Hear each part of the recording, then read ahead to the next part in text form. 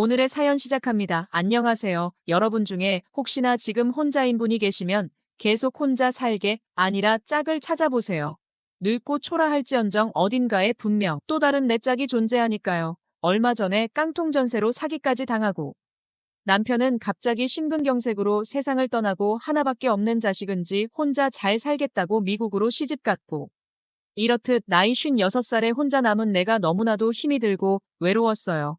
되는 일도 하나도 없고 중년을 넘어 이제는 곧 노후도 찾아오는데 왠지 노후가 쓸쓸하고 외로울 것 같다는 생각이 들었답니다. 정말 왜 이렇게 되는 게 없고 안 좋은 일만 생기는지 살고 싶은 생각도 안 들고 모든 게 다 안 좋은 기운으로 흘러간다는 생각이 들더라고요. 그때 문득 돌아가신 친정 아버지가 하셨던 말이 떠올랐어요. 조상님을 잘 모셔야 한다며 추석이나 설날이나 명절이 있는 날은 물론 성묘도 자주 가서 벌초도 자주 해야 한다고 저한테 신신당부를 했었죠.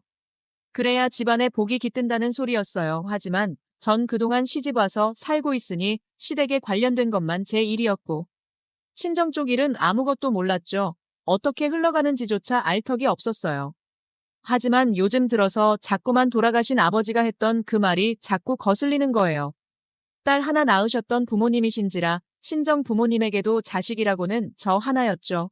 그래서 만약에 조상님에게 차례를 지낸다면 제가 직접 해야만 했답니다. 차례를 지낼 만한 사람이 이제는 집에 아무도 없으니까요. 저는 차례나 제사 같은 걸 지지하는 성향은 아니지만 왠지 요새 너무 되는 게 없다 보니 돌아가신 친정 아버지 말도 생각나고 안 되겠다 생각하여 차례를 지내기로 했답니다. 그런데 그것보다 우선 먼저가 벌초 같다는 생각이 들었어요.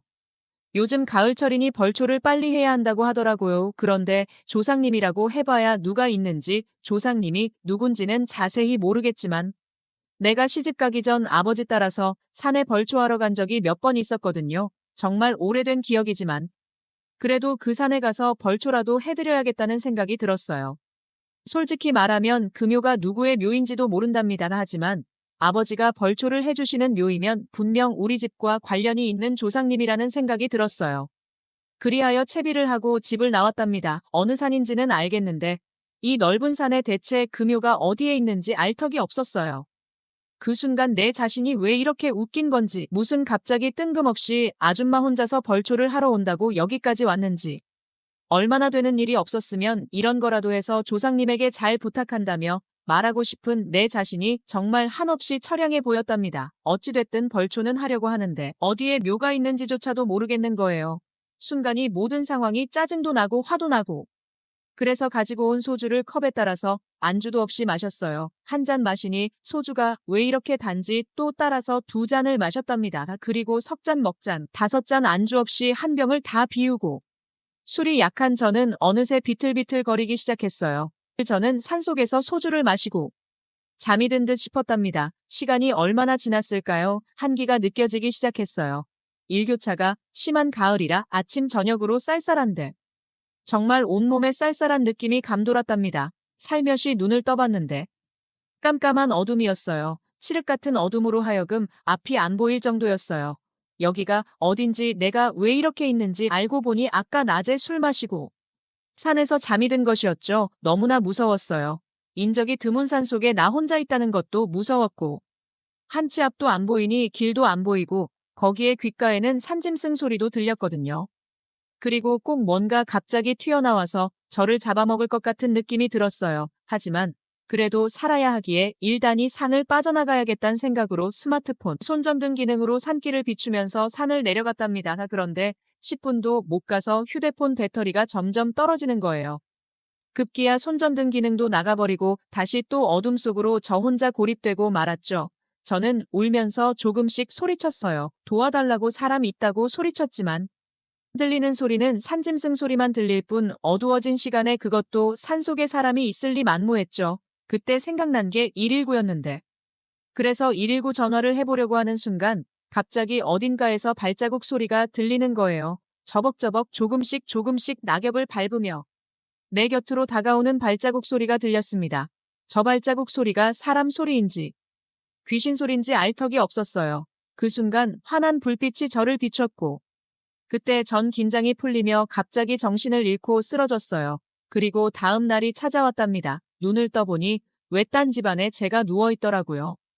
일어나서 문을 열고 나가보니 수염을 잔뜩 기른 남자가 저보고 일어났냐고 말하지 뭐예요. 그래서 이게 어떻게 된 거냐고 하니까 산에서 소리가 들리길래 갔더니 제가 쓰러져 있었다고 하더군요. 그래서 절 데리고 왔다고 했어요. 그런데 자세히 보니 제 옷이 이상하지 뭐예요.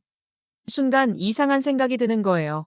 저는 수염을 잔뜩 기른 저 남자에게 다짜고짜 화를 내며 나한테 무슨 짓을 한 거냐고 따져 물으니까 그 사람이 제게 물에 빠진 사람 건져주니 보따리 내놓으라는 거냐며 그게 무슨 소리냐고 하더라고요. 그래서 제가 제 옷이 이상하다고 하니까 그건 백사정이고 자기가 할 일 없어서 대같이 나이 먹은 아줌마를 왜 탐하냐며 말도 안 되는 소리 할 거면 이제 그만 가라고 하지 뭐예요. 그 표정을 보니 정말 진심이 느껴졌어요. 제가 혼자서 오해했나 싶었죠. 그때 갑자기 배에서 꼬르륵 소리가 나지 않겠어요. 참 주책맞고 창피하게 꼬르륵 소리가 아주 크게 그 사람 앞에서 나더라고요. 그 사람은 꼬르륵 소리에 저를 힐끔 보더니 배고프면 밥 먹고 가던가라고 하길래 저는 눈치를 보며 알았다고 밥 좀 달라고 하니까 그 남자가 마당 평상에 밥을 차려왔답니다. 반찬은 죄다 풀이었어요.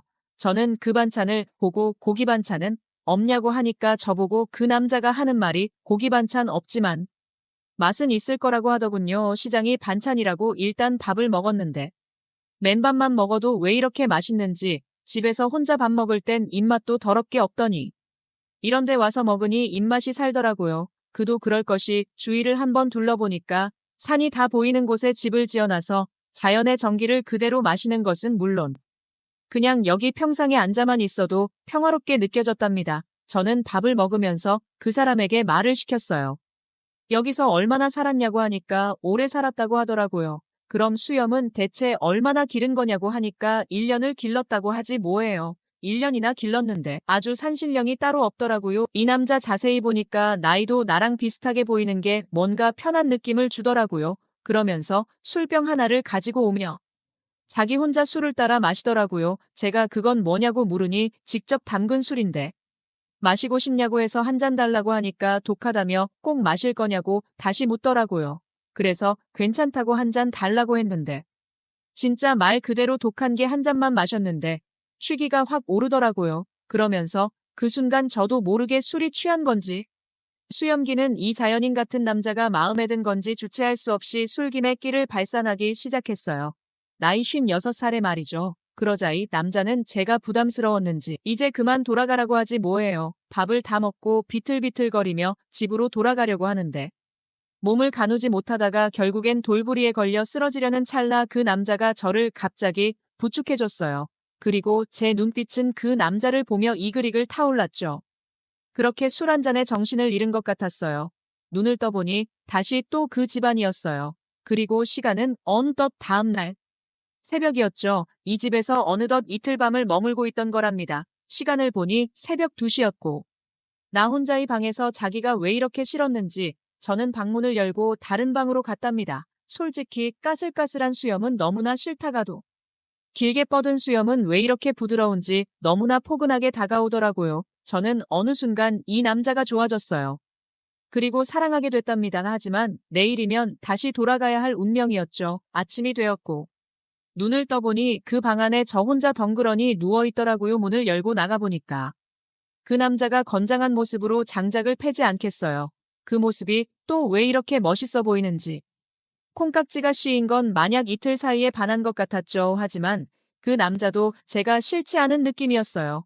모든 걸 돌이켜보니까 내가 여기까지 온 것도 어쩌면 그동안 안 좋은 일이 생겼기 때문이라는 생각이 들더군요. 이 남자를 만나기 위해서 내가 여기 온 건가 싶었어요. 사람 운명이라는 게 참 신기하면서 사람 인생이라는 게 참 나도 모르게 흘러간다는 느낌을 받았답니다. 그 뒤로 어떻게 됐냐고요. 산속 자연인 같은 그 남자와 그 집에서 백년해로 하며 행복하게 잘 살고 있답니다. 힘든 시련도 많았지만 돌이켜보니 뜻이 있는 곳에 길이 있다는 걸 새삼 느끼게 되네요. 아무튼 간에 지금 어찌나 기분이 좋은지 이 기분은 말로 설명할 수도 없답니다. 모두들 저처럼 중년과 노년의 나이에도 좋은 짝 만나시길 바랄게요. 오늘의 사연 여기까지입니다. 구독, 좋아요로 응원해주세요.